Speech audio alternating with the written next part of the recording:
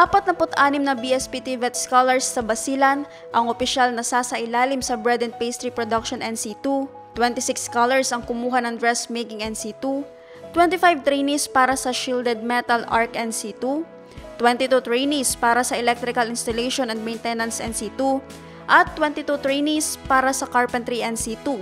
Sinabi ni MBHTE TESD Basilan Officer in Charge, Yasher Hayudin, na ang TechVoc ay employable. Noong panahon aniya ng Build program, ay maraming trabaho sa construction at naubos aniya halos ang mga skilled workers sa mga isla at munisipyo.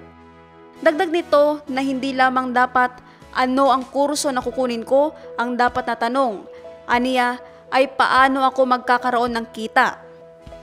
Naphtali Bendol, iMinds, Philippines.